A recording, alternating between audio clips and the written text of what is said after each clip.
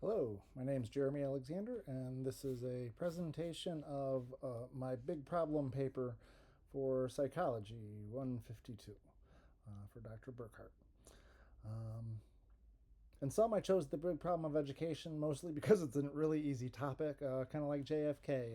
There's so many different issues with it that there's so many different issues that we can look at, and especially with social psychology because education is a human system. We've got students, we've got teachers, administrators, we've got parents, and each one of these elements, each one of these groups of people is going to have their own set of issues as groups and everything that we learned about that in group and out group, as well as their individual issues.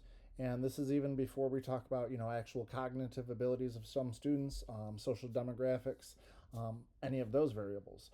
So there's so much involved with education that there's something for everyone to work on there. Some of the things that I went through and looked at, one of the first studies that I looked at was the place-time study, and I think this is something that's essential. Is, where is every student at any given time? And I think this applies, I guess in my mind, I'm mostly thinking about like K through 12, lower elementary even, but certainly it applies to college too. I look at myself as an older student versus some of you all as a younger student, and I don't know what differences does that make. Does our place time affect who we are as students in the classroom and what abilities we might have because of it? With that, we've got to look at our teachers too. I think that we've had a great teacher in this class.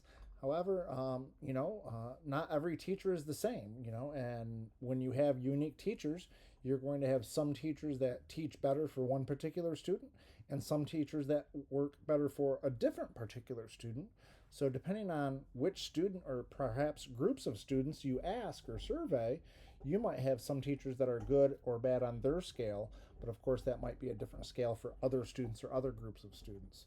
So considering that, how do you really gauge the effectiveness of a teacher, of course in a fair way too, for them as an employee, or the same can be said of how do you really fairly gauge the cognitive ability of a student, if they've always had bad teachers, less than good teachers. So that is some of the studies that I'd read. Also with the methodologies, that was one of the interesting things is like with the place time study is it was actually really detailed. What is the place and time of these 5 people? But it was such a difficult study. It took one researcher 6 weeks, or is it 1 hour over 6 weeks to do this with 6 students. How would every teacher possibly know the place time of every one of their students every day in order to use that information in their actual real-time teaching of the day? So even if the knowledge exists, how could one person ever actually get it in a tangible, usable way? So it's kind of like that study is kind of interesting because it's so helpful, but because it's so small, essentially it has to be repeated by every single teacher every time they want to use the information in that study. It was more a method of how to learn this than what's going to be learned and then known for all future students. The other study that I really liked was the survey towards college graduation, and this showed that the studies that are being made and the different effects that can be measured at the 3 time periods for most college students, if they're enrolling before the freshman year, if they're happy and satisfied at the end of freshman year, and if they're still there at the beginning of their sophomore year. Obviously, once we get students onto a proper track, we have to make sure that we keep people in education. And this is from K through 12 up until, the associate or the bachelor's, I think, that plus 4 years. But if the goal is to get somebody from kindergarten all the way to a bachelor's degree, we have to make sure that we keep them on stage that entire process. And what happens if somebody falls off that stage? Does their inequivalence become some kind of a loser's bracket? Or can they somehow get back up into that same previous career path? These are questions that sometimes we just don't know. Anyhow, all in all, I think that there's not really much of a solution.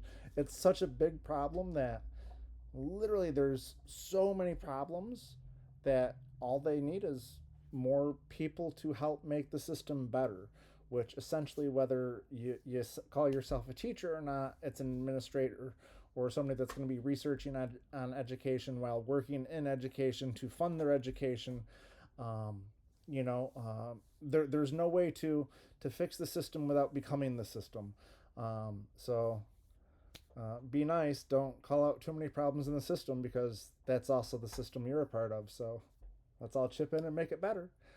Anyhow, I really enjoyed this class, and um, I definitely felt it was worth my extra effort on this day to put together a final reflection and the final video, this time recorded on my Mac so I can upload it and re-upload it if I need to without losing it. So this will be the one that people watch. Thanks, everyone. Bye.